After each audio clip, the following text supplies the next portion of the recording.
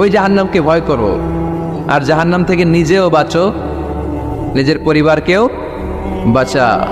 নিজেও বাঁচতে হবে, পরিবারকেও বাঁচাতে হবে। নিজেও জান্নাতে যেতে চাই, আব্বা আম্মা স্ত্রী সন্তান ভাই বোন সবাইকে নিয়ে জান্নাতুল ফেরদাউসে থাকতে চাই, ঠিক কি না? এজন্য রব্বুল আলামিন বিশ্বনবীকে আদেশ করলেন, ওয়া'মুর আহলাকা বিস-সালাতি ওয়াসতাবির আলাইহা। ও নবী, আপনি আপনার ফ্যামিলির সদস্যদেরকে সালাতের আদেশ করেন এবং নিজেও সালাত পালনে সচেষ্ট হন। একা একা সালাত পালন করলে হবে না, আপনার পরিবারের সবাইকে আপনি মুসল্লি বানান। নিজেও সালাত পড়েন, সন্তানদেরকেও সালাত কায়েমকারী বানান। আপনি একা একা নামাজ পড়েন, আপনার ছেলে নামাজ পড়েন, এরকম আছে না নাই? বাবা নামাজ পড়ে, মা নামাজ পড়েন, আছে না নাই? ভাই নামাজ পড়ে, বোন নামাজ পড়েন, আছে না নাই? আচ্ছা, আমি জান্নাতে থাকবো, আমার মা থাকলে জাহান্নামে, এটা ভাল লাগবে?